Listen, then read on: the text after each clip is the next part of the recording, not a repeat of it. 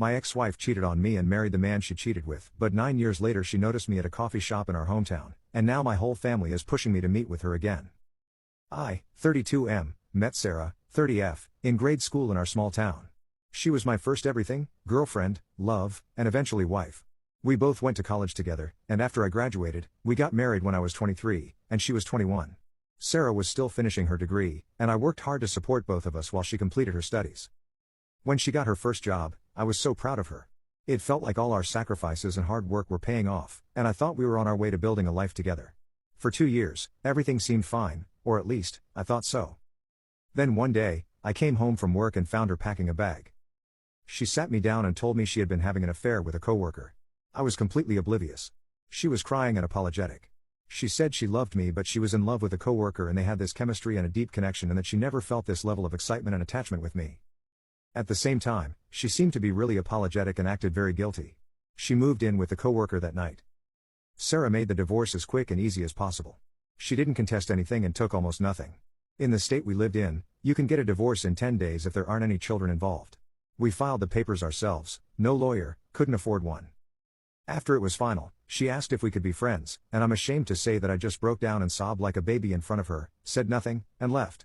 At that point, she was 23, and I was 25. A couple of years later, in early 2020, while riding out COVID in my hometown, my mom casually mentioned that Sarah had married the guy she left me for.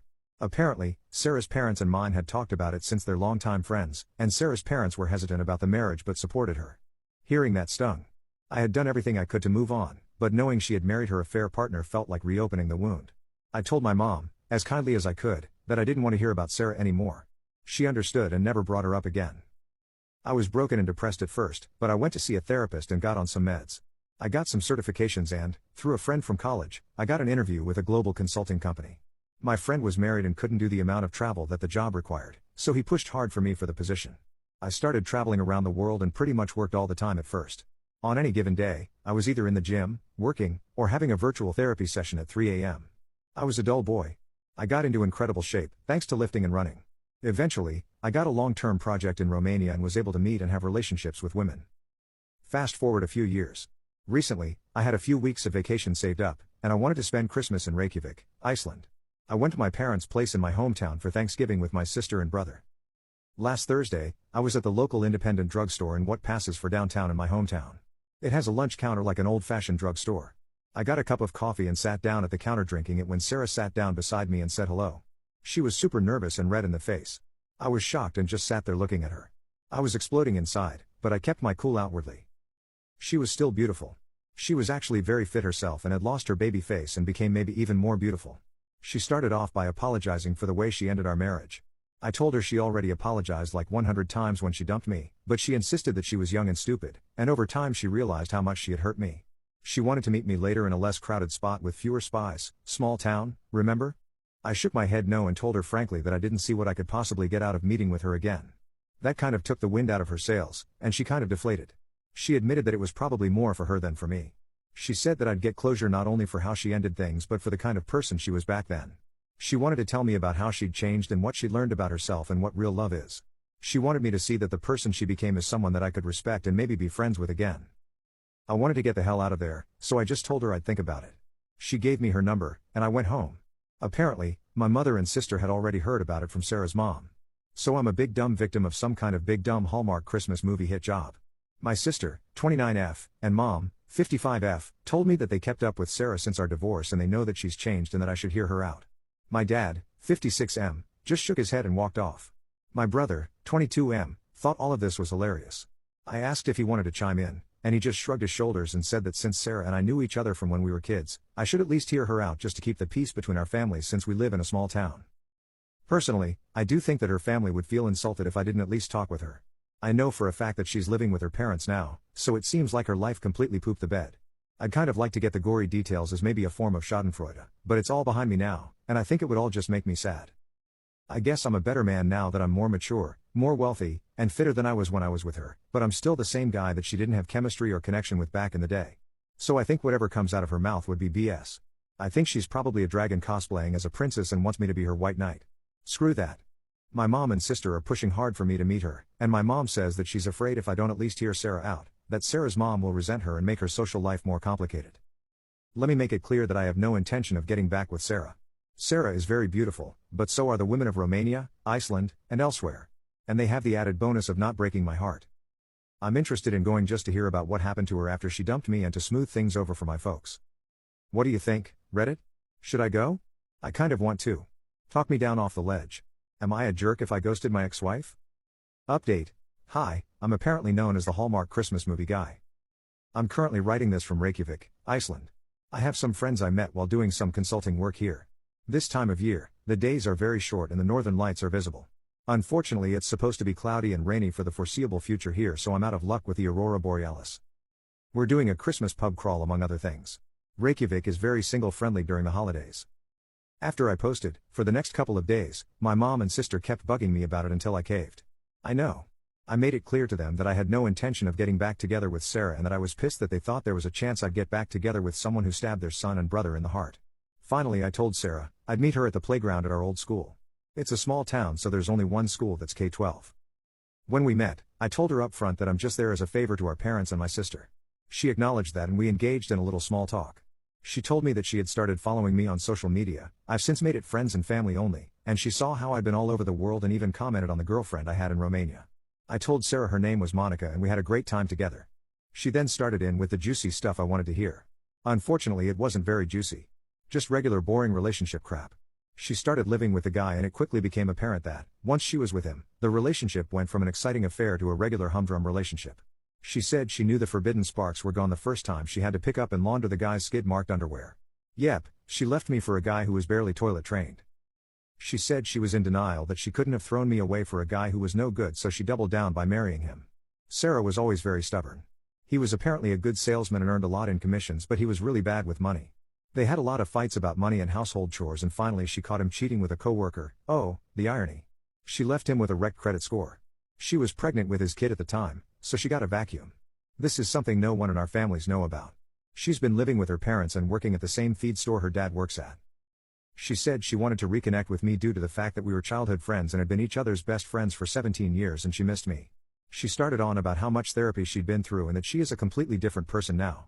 She wants me to know how much she cares about me and that girl I was best friends with is still there and blah blah blah. I can't even write this manipulative crap out anymore. I guess I'm not a nice guy anymore.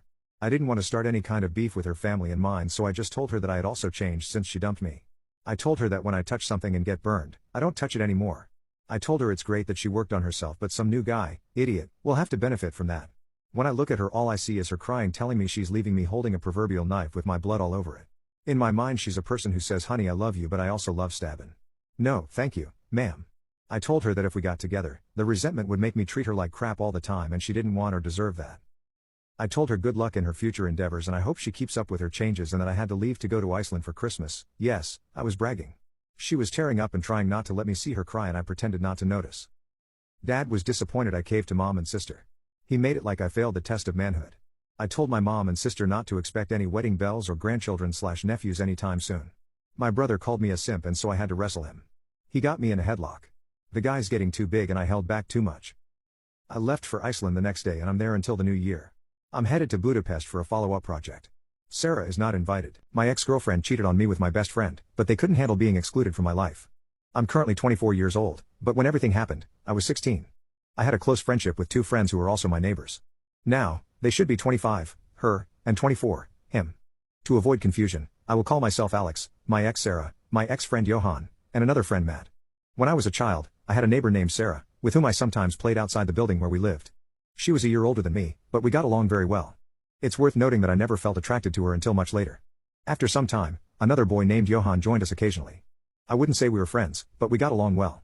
We went to the same school but were in different classes. When we finished kindergarten, we stopped hanging out as much because I went to a different elementary school, but we were always friendly with each other. When I turned 10, I became very close friends with Johan and Matt, who were in the same class as me when we were in kindergarten, but he also went to a different school. I didn't see Sarah very often, but whenever we did go to school together, she always got very close to me and always found a way to sit next to me. We used to take the bus to school, and I never noticed anything because I'm slow when it comes to relationships. Around the 4th or 5th grade, Sarah, Johan, and I got closer, but around that time, I started catechism classes to prepare for my first communion, and they went with me. At the same time, other friends from my primary school were also there, especially a girl I will call Anna. She studied with me, and we were very close. I could consider her my best female friend. She was with her cousin, and we started spending more time together, which I think Sarah didn't like much. She always found a somewhat believable excuse for us to be together. I didn't suspect anything at that time. Yes, I know I'm slow, no need to tell me. The only thing I knew was that now I had a larger group of friends. But looking back, there were very obvious signs, like how she would get upset when Anna and I were close, and how she became very affectionate with me when we were together. When I completed my first communion and finished primary school, I didn't see Anna as often because I was in a different institution, already starting high school. I became even closer to Sarah, Johan, and Matt, although they were in another school. We would always hang out whenever we could, like in the morning, since we were in the afternoon shift. When I moved on to my first and second year, I noticed changes in Sarah. She had become even more affectionate with me, and Johan and Matt always found some excuse to leave us alone at any moment. One day, in December, possibly fed up with my inability to understand the signals, she confessed her feelings to me by giving me my first kiss. Believe it or not, I didn't see it coming. Remember, I'm slow with these things.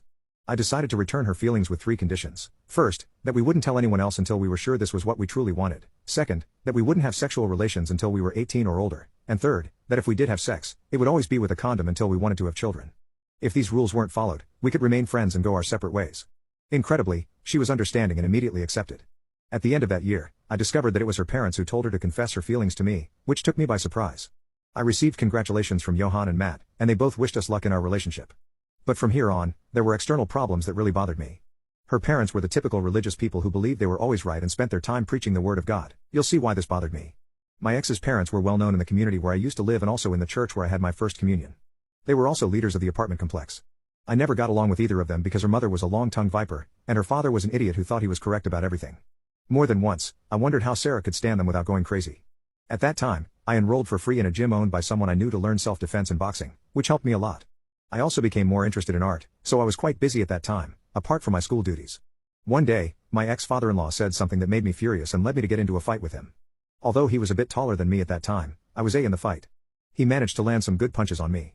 After that, we decided to only be cordial with each other, including my ex-mother-in-law. At the same time, I started my 3rd year, and everything was excellent that year with our relationship until the end of the year when we weren't communicating as much as before. We used to send each other messages during class, and Johan would sometimes join in. But, well, we were all busy at that time. The following year, Matt told me that he had seen Sarah and Johan acting weird and asked me what was going on. I didn't say anything at the time, but I had already noticed something. I have to say that by that time, both Johan and I looked identical physically, so much so that Sarah and Matt would joke that we were twins. But there were 3 big. You can click on share and more to see if there is a part 2.